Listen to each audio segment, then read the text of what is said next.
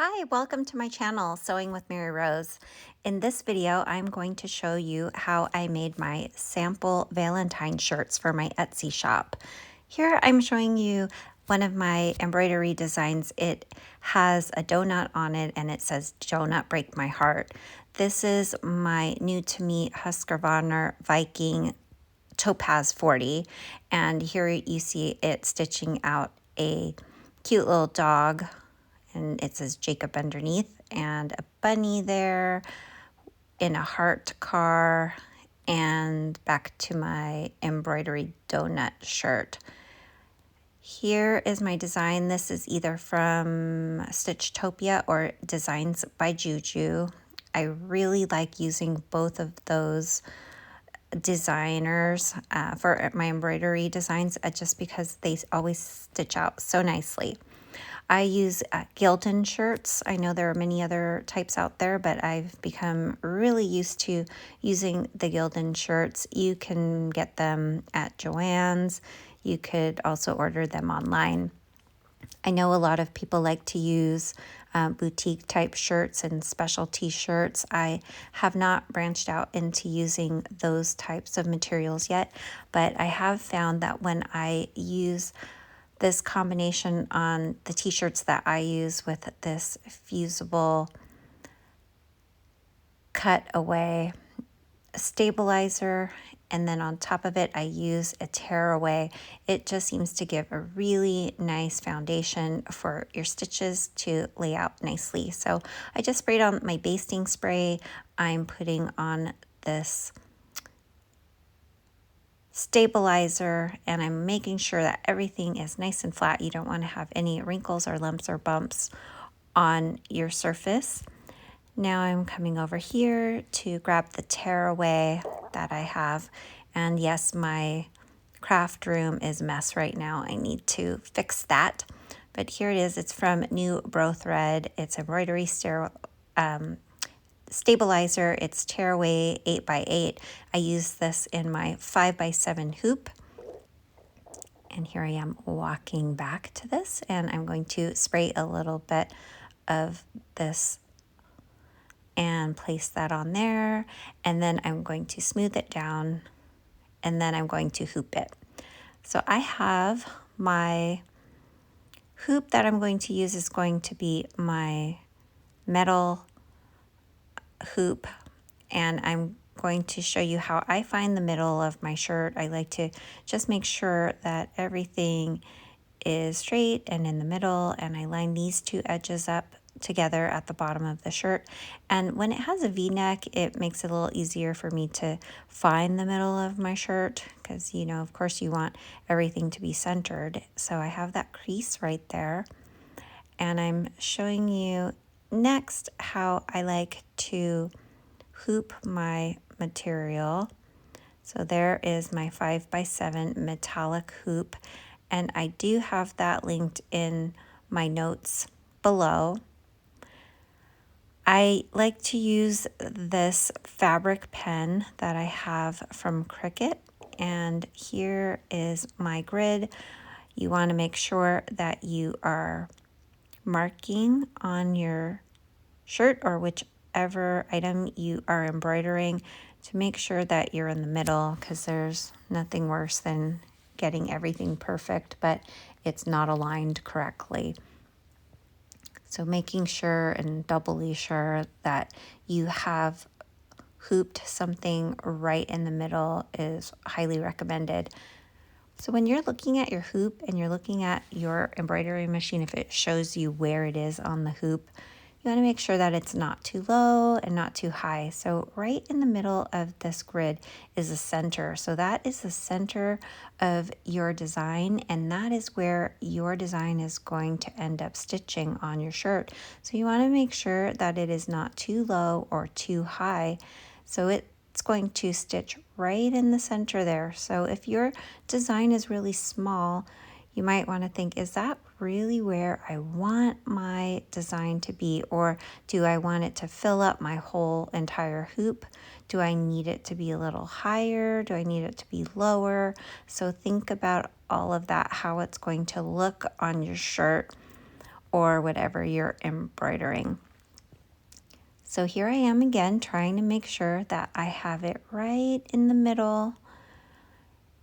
And again, I do know that a lot of people do things differently. This is just how I choose to do it. I actually misplaced the grid that went with this metallic magnetic hoop. So I'm using another grid that seems to work out fine for me. But you want to make sure you're not throwing away these grids or misplacing them, because it'll just make it that much harder when you're trying to get something centered. I did find in certain items I was getting off because I wasn't using the grid. I thought I could just eyeball it, but it was not a good idea.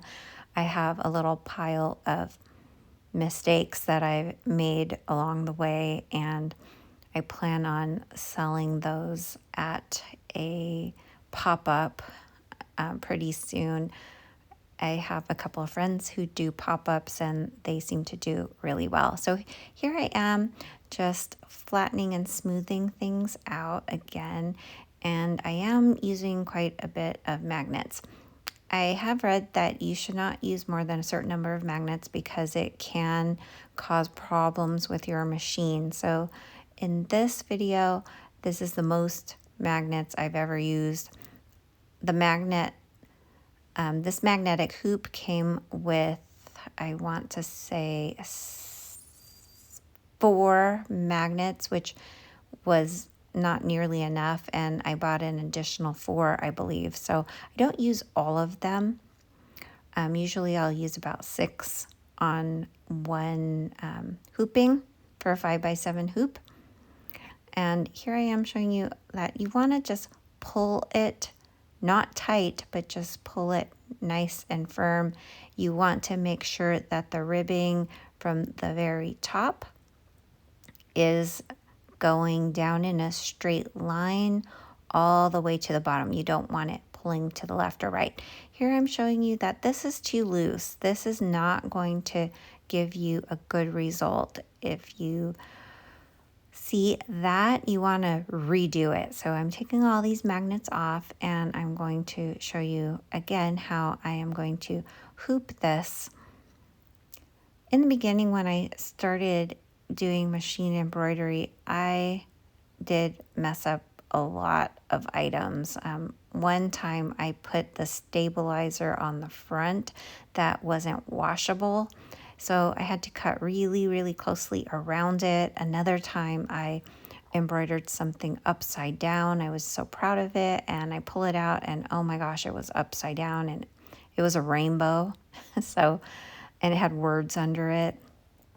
So you will and can make a lot of mistakes in the beginning, and I suggest when you do make those mistakes, if at all possible, if it's just something that nobody would ever use or wear, you could cut them, and you could practice some more on that material, and you could find out which stabilizers work best with your machine. So in this video, with this hot pink shirt, I am going to be using my PE800 from Brother.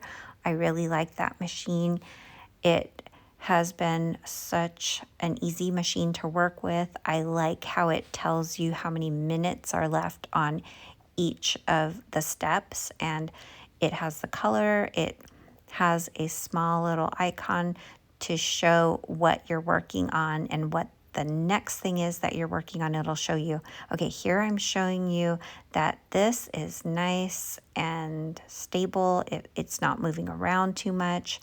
It's tight like a drum, but not too tight. So you don't want it to be too tight or stretched out, because then your stitches are going to pull or tug, and it's not going to look its best.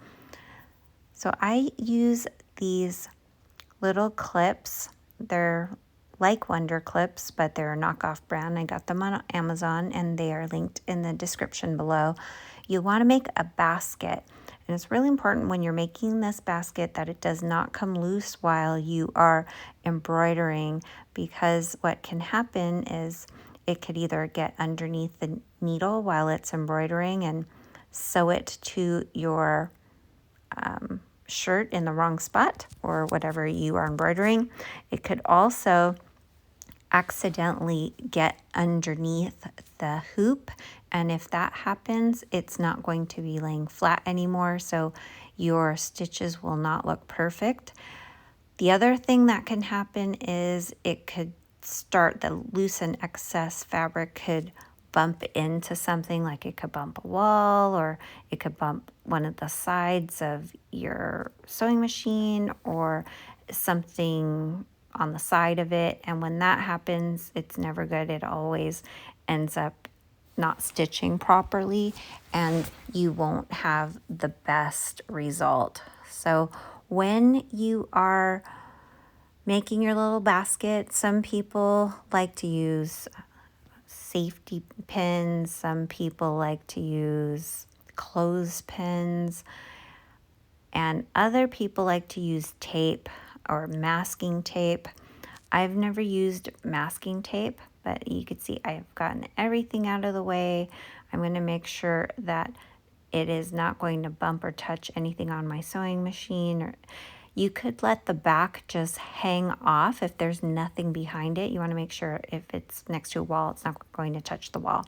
So here I am at my PE800. I'm putting my USB in, and I'm going to push the USB button on the push button screen, and I'm going to get to my design, and I've put it underneath my Viking design here, and I'm going to select this cute little dog with a bow. I'm not going to put the name on this one because the person who wanted this shirt did not want a name under it, but I've saved it and it's going to be the same one. And I put that name under for a different shirt that I will be making. So I'm setting up my machine. I hit embroidery, and you can see this first color is going to be the outline. So this is just going to show you where you're going to place your extra piece of fabric on the top for the applique. So the dog is going to be outlined with just a simple outline stitch. It won't take any longer than a minute.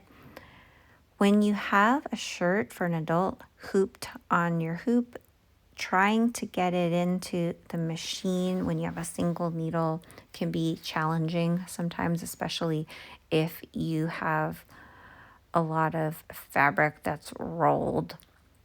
So you might want to just save the bottom part that's closest to you to fold over and turn into the little basket area once you've put that in. Right here, I got a piece of thread tangled in my machine, and this is coming from my spool holder that is behind my machine. So now I'm just trying to untangle this, and once I get that untangled, I'm going to make sure that I have the right thread. So what it does is after it stitches out the first area where my fabric is going to go, I used a cute giraffe pattern. It's going to stop. So when there's a color change on the PE800, since it is a single needle machine, it is going to stop. And that is your signal to put down your piece of fabric that it will tack down. So I'm trying to get a good angle here for you to show how I thread this machine. So when you're threading your machine, I say in here you could see the 20 spool thread holder. So when you're threading your machine, I say that you should hold your thread like you're holding dental floss. You want to hold it on one side and you hold it steady, and with the other hand you loop it through everywhere it needs to go. See, On my right hand, I'm holding it steady. Then on my left hand, I'm threading it. And when you're threading, you want to make sure that your foot is up. That's very important. It helps with making sure that the thread is placed in there correctly. Once it's in correctly and you pull it down, you could feel the tension on it. You shouldn't feel like it's really loose. You shouldn't feel like it's too tight. You should feel like it's just right. And the more you do it, the more you will feel that tension and how it's supposed to be. So I always manually thread the eye of the needle. I have found that it takes a shorter period of time for me to just manually thread it than using the little threader that is on the machine. I become very frustrated with it. I have noticed that a lot of people are frustrated with that, and they do sell needle threaders that are just like a little separate piece, which maybe one of these days I'll look into, and if I do, I will demonstrate that for you guys and post it as a video here on Sewing with Mary Rose. So in the back, I'm showing you nothing's in the way. I want to make sure nothing is caught underneath. Even if a little bit of that stabilizer is underneath, that's going to cause a problem. So you want to make sure that your hoop is free and clear of anything, everything. You want to make sure that it's not bumping anything in the back. Now, here is my finished project, and I'm really happy with how this turned out. I'm taking off all of the backing. So like I said, I had a tearaway and I had this fusible, and I'm cutting it away. And on the back here, I'm using this cloud cover. It is really soft, so the embroidery stitches won't scratch or irritate your skin. I put this on the back of all of my projects where it's going to be close to your skin. Thanks for watching this video all the way till the end. I hope you enjoyed watching me create these Valentine's samples for my Etsy shop. If you would like to watch more videos with Sewing with Mary Rose, please hit the subscribe button and hit the notification bell. Thank you. Bye-bye.